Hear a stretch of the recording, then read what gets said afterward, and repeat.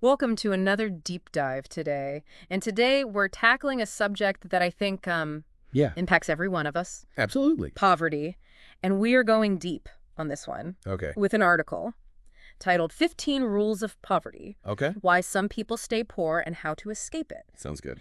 And this article makes some pretty bold claims. It says things like poverty's a mindset, or that hard work alone won't guarantee financial success, or even that money grows on trees if you just know what seeds to plant. Interesting. I'm really curious to dig into this with you Yeah. and see what actionable insights we can unearth for our listeners. Yeah, what I find so fascinating about this is the way that it frames poverty. It's not just about this lack of resources.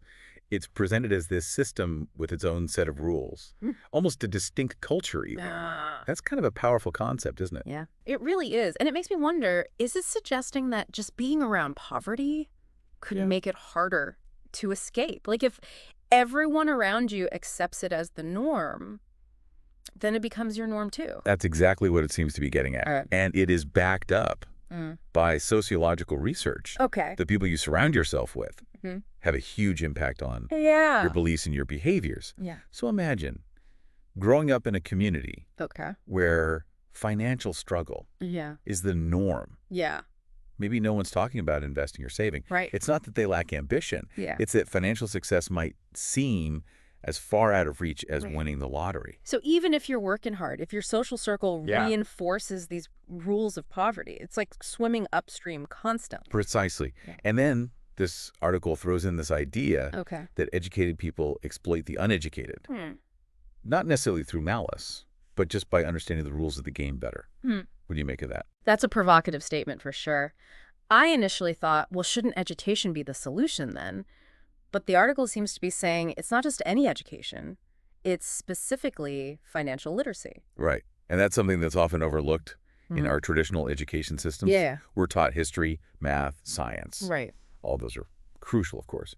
But how many of us were actually taught about managing debt Yeah. or investing or even just how interest rates work? Yeah, you're right. It's rarely a part of the curriculum.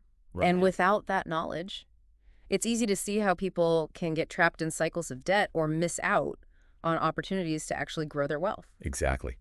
They even use the term financial exploitation. Mm. And while that may sound extreme, think about the payday loan industry. Oh, yeah. These businesses thrive Yeah. in communities with limited access to traditional banking Mm. and where people might not fully understand Right. the implications of these high interest rates. So it's almost like there are two sets of rules, one for those who understand the financial system and one for those who don't. And that lack of knowledge becomes a vulnerability. That's a sharp observation. And it brings us back to that idea of poverty as a system. Yeah. So the article argues that this lack of financial literacy Mm. gets passed down Yeah. through generations, Right. further perpetuating the cycle. Right. So you have wealthier families who are teaching their kids Yeah. about investing or starting businesses, while those in poverty might be unintentionally passing on habits of overspending or relying on credit. It's almost like speaking different languages Yeah. when it comes to finances. And that language barrier makes it that much harder to climb out of poverty. Precisely. The article argues that breaking free from this cycle Yeah. requires conscious effort Yeah. and, crucially, access to the right resources. And not just financial resources, educational resources. Now, the article also makes this bold claim that hard work isn't enough, which seems to contradict everything. We're often told, like, you could be busting your tail every day and still be struggling financially. It's a tough truth. Yeah. But it really highlights the limitations Hmm. of individual effort within a larger system. Right. So let's say you work 2 minimum wage jobs. Mm. You're undeniably working incredibly hard. Yeah. But are you really on the path to building wealth? So the article argues that systemic factors play a huge role here. What kind of systemic factors are we Yeah. talking about? Can you give me a concrete example? Think about access to affordable housing. Okay. In many cities, the cost of rent is skyrocketing, Right. and those earning minimum wage are often forced to live in neighborhoods with fewer job opportunities, Mhm. poorer schools, limited access to essential services. So even if you're working your hardest, those external factors create this Mm, uphill battle. Like running on a treadmill, Yeah. putting in the effort, Yeah, but not really getting anywhere. exactly. The article suggests that those in poverty often face this double bind. Mm. They have limited resources, and they have limited opportunities, which in turn restricts their ability to accumulate wealth, Mhm. even with hard work. So it's not just about individual grit, it's about the playing field itself being uneven. That's a great way to put it. And this leads us to one of the most thought-provoking points. Okay. The idea that being poor is expensive. Hmm. It sounds counterintuitive, Mm-hmm. but what do you think they mean by that? I'm really curious about this one because on the surface it doesn't make sense. Shouldn't it be cheaper to live with less? Well, the article argues that poverty comes with these hidden costs Okay. that can trap people Yeah. in a vicious cycle. Yeah. So, for example, let's say your car breaks down Yep. and you don't have the savings for those repairs. Right. You might end up taking out a payday loan Mm-hmm. with those exorbitant interest rates Yeah. pushing you further into debt. Or think about healthcare. If you can't afford preventative care, Hmm. a minor health issue could escalate into something much more serious, Really? leading to expensive medical bills down the line. Precisely. The article's making this strong point Mm. about how being poor can limit your choices Mm. and ultimately cost you more in the long run. Yeah. It's like a series of dominoes. One financial setback can trigger a chain reaction of other expenses Right. that are difficult to recover from. Right. And it's not just about individual choices. Mm. The article argues that the system itself often makes it more expensive to be poor. So the next time someone says, just work harder, we need to remember that the context matters. Poverty isn't just about individual choices.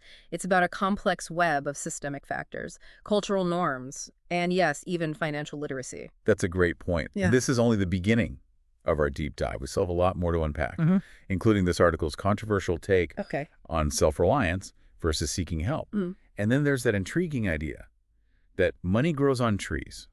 Stay tuned for part 2, where we'll continue to explore these ideas and see what actionable insights we can extract. Expert speaker. And we are back for part 2 of our deep dive into the 15 rules of poverty. Last time, we started to uncover how poverty isn't just a lack of money, but a complex system with its own rules and even hidden costs. Yeah, we talked about how the people that you surround yourself with Yeah. can really impact your financial trajectory, Yeah. and how a lack of financial literacy can make you vulnerable Right. to exploitation. And we were just starting to explore that idea that being poor is expensive. It seems so counterintuitive. Yeah, it does. But the more we dig into it, the more I see how true that is. It's a concept that challenges that common misconception, that poverty is simply about spending less. Yeah. But the article really argues that a lack of resources Yeah. often leads to more expensive choices in the long run. Like we discussed earlier, if you can't afford preventative health care, Right. a minor health issue could turn into a major financial burden. Exactly. Or if your car breaks down Right. and you needed to get to work, you might end up with a high-interest payday loan. That traps you in a cycle of debt. Those are great examples. And the article goes even further by suggesting that the system itself can make it more expensive to be poor. Absolutely. Think about access to healthy food. In low-income neighborhoods, fresh produce might be scarce. Grocery stores could be miles away. This often means relying on convenience stores or fast food, which can be more expensive and less healthy. It's a vicious cycle. Limited access to resources leads to more expensive options, which further drains your limited resources. It's like Right. you're constantly playing catch-up. Exactly. And then the article throws in another rule Okay. that I found really intriguing. Poor people rely on luck instead of strategy Yeah. when it comes to money. What are your thoughts on that one? That's interesting. I think we all dream of that lucky break, the lottery win that's going to solve all our problems. Right. But the article seems to be cautioning against relying on chance. Yeah. What's the alternative? Well, the article emphasizes the importance of strategy and planning.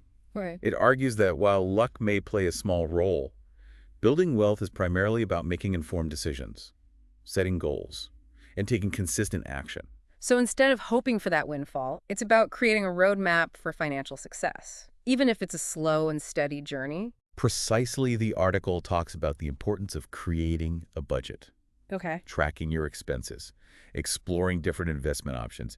Even if you're starting with a small amount of money, it's about shifting your mindset from hoping for the best to actively shaping your financial future. Yeah, it reminds me of that saying, luck is what happens when preparation meets opportunity.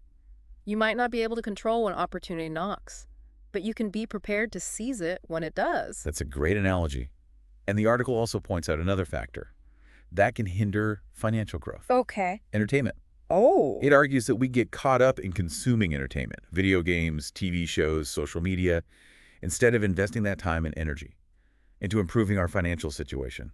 I'm not sure I totally agree with that. I mean, entertainment's important for our well-being. It helps us relax and de-stress. I understand your point. It's not about eliminating entertainment altogether. The article is more about being mindful of how we're spending our time and making sure we're not using entertainment as a way to avoid dealing with our finances. So it's about striking a balance, enjoying life, while also making time for those activities that will contribute to our financial growth. Exactly. And this leads us to another rule from the article that really resonated with me. Okay. Money flees the hands of those who didn't earn it. What do you think about that one? That's a thought-provoking statement. At first glance, it seems a bit harsh. But I think I understand what the article is getting at. It's about financial literacy again. Right. Imagine someone who wins the lottery or inherits a large sum of money. If they don't have the knowledge and skills to manage that wealth, Yeah. it's likely to disappear quickly. We've all heard those stories of lottery winners No. who end up bankrupt a few years later. It's a cautionary tale about the importance of financial education, regardless of how much money you have. Right. The article argues that money tends to stay with those who have learned how to manage it, invest it, and make it grow. It's not just about having wealth. It's about having the financial intelligence to preserve and build upon it. It makes me think about the importance of teaching financial literacy. From a young age, Absolutely. if kids grow up understanding how money works, they'll be better equipped to manage their finances throughout their lives. And it's never too late to start learning. There are so many resources available now, books, podcasts, online courses, that can help people of all ages develop their financial literacy. Now, before we move on, I want to circle back to a point we touched on earlier. Okay. The idea that debt and consumerism are modern slavery. That's a strong statement. It is. But I think it gets to the heart Yeah. of how easily we can become trapped in a cycle of owing money. It's a powerful metaphor, isn't it? It is. We live in a society that constantly encourages us to spend, Yeah. to buy things we don't need, to keep up with the Joneses. And it's so easy to fall into that trap, especially with credit cards and easy access to loans. It's almost like the system is designed to keep us in debt. The article argues that breaking free from this cycle requires a shift in mindset. It's about recognizing the difference between needs and wants. Right. Being mindful of our spending habits and prioritizing financial independence over material possessions. It's about understanding that true freedom comes from not being beholden to debt. Precisely. And this leads us to another important point the article makes, that a lack of money makes you vulnerable. We've already touched on this in terms of financial exploitation, but I'm curious to hear more about the article's perspective on vulnerability. The article highlights how a lack of financial resources can impact various aspects of your life, making you more susceptible to exploitation and hardship. Okay. For example, it talks about how people in poverty Right. might be more likely to accept unfair wages or working conditions because they desperately need a job. Or they might not be able to afford adequate legal representation. If they face legal challenges, it creates this power imbalance where those with money have a significant advantage. Exactly. And the article also points to the vulnerability that comes with limited access to essential services like healthcare and education. People in poverty might face barriers to receiving quality care, or might have to make difficult choices between paying for medical bills and other necessities. It's a sobering reminder of how interconnected our financial well-being is with our overall quality of life. It really is. The lack of money can create this ripple effect, impacting our health, our opportunities, and even our sense of security. It's a complex issue with no easy solutions. But the article's message is ultimately one of hope and empowerment. It argues that by understanding the rules of poverty and consciously choosing to rewrite them, we can break free from these cycles and create a more secure and fulfilling future. This deep dive has been incredibly insightful so far. We've covered a lot of ground, from the hidden costs of poverty to the importance of financial strategy and the dangers of consumerism. Oh, we're not done yet. Stay tuned for part 3, where we'll delve into the article's bonus content and discuss some actionable steps you can take to improve your financial literacy and build a foundation for lasting wealth. Welcome back to the final part of our deep dive into the 15 rules of poverty. You know, we've spent the last 2 parts really dissecting this article. Yeah. And it's been eye-opening, to say the least. It has. We've gone beyond just the surface level of, not having enough money. Right. And looked at poverty as a system with its own set of rules. Yeah. That can be so tough to break. It can be a really tough cycle to break. We've explored how a lack of financial literacy can create a cycle of debt, how even hard work might not be enough to overcome these systemic barriers, and how poverty itself can actually be expensive in the long run. Right. And in part 2, we ended on a rather sobering note, discussing how a lack of money can make you vulnerable in so many ways. Absolutely. But this deep dive wouldn't be complete without exploring the flip side of that. Right. The article offers this hopeful message Sure does. about the potential for change, and I'm really eager to dig into that. Me too. Okay, so let's talk about that journey. What are some of the key takeaways from the article that can help people break free from these patterns and build a foundation for financial well-being? Well, the article offers this multi-pronged approach, and I think it starts with mindset. Okay. Remember that point earlier about how poverty can become an identity? The first step is to reject that limiting belief Yeah. and embrace the possibility of change. So it's about shifting from a feeling of being trapped Yeah. to one of empowerment, believing you have the power to shape your own financial future. Exactly. And that shift in mindset needs to be coupled with concrete action. Okay. So the article places a huge emphasis on financial literacy, Yeah. arguing that knowledge is power when it comes to money. And as we've discussed throughout this whole deep dive, financial literacy isn't something that's typically taught in schools, so where can people go to acquire this knowledge? Well, fortunately, there are more resources available now than ever before. Libraries offer free books and workshops on personal finance. There are countless online courses and podcasts dedicated to financial literacy, and many nonprofit organizations offer free financial counseling and guidance. So it's about being proactive, seeking out information, and equipping yourself with the tools to make informed decisions about your money. Precisely. The article also highlights the importance of setting clear financial goals and creating a plan to achieve them. Okay. It's about taking a strategic approach to your finances rather than just hoping for the best. So even if you're starting with a small amount of money, having a plan and taking consistent action can make a huge difference over time. Absolutely. The article talks about the power of compound interest, how even small amounts saved regularly can grow significantly over time. It's about playing the long game, being patient, and staying committed to your financial goals. Yeah, it reminds me of that famous quote, "The best time to plant a tree was 20 years ago. The second best time is today." It's never too late to start making those changes. That'll benefit your financial future. That's a perfect analogy. And the article even offers a similar metaphor. Remember that line about how money grows on trees if you plant the right seeds? Right, and those seeds are things like investing in your education, developing valuable skills, building a solid savings habit. It's about creating that foundation for financial growth that will yield returns over time. And the article goes beyond just individual action. It also touches on the need for systemic change to create a more equitable playing field. Okay. It argues that we need to address issues like income inequality, access to affordable housing, and quality education for all, if we truly want to break the cycle of poverty. It's a reminder that poverty isn't just a personal problem. It's a societal issue that requires collective effort to solve. Exactly. And while systemic change might seem daunting, the article encourages us to start by making a difference in our own communities. Okay. Support organizations that are working to alleviate poverty, advocate for policies that promote economic justice, and share your knowledge about financial literacy with others. Even small actions can have a ripple effect, creating positive change that extends beyond ourselves. Absolutely. Now, but before we wrap up this deep dive, I want to touch on one final point from the article's bonus content that really resonated with me. Okay. It states that dying poor is a choice. That's a powerful statement, and it might seem a bit harsh at first glance. It might. But I think I understand the intention behind it. It's not meant to be judgmental or to place blame on individuals. Instead, it's a call to action, a reminder that we have the power to choose a different path. Exactly. It's about recognizing that our financial future isn't predetermined, that even if we were born into poverty, we can make choices that will lead us to a more secure and fulfilling life. The article's ultimate message is one of hope and empowerment. It's about understanding that while the journey might be challenging, it's a journey worth taking. And it all starts with taking that first step, whether it's educating yourself about personal finance, setting a small financial goal, or simply believing that change is possible.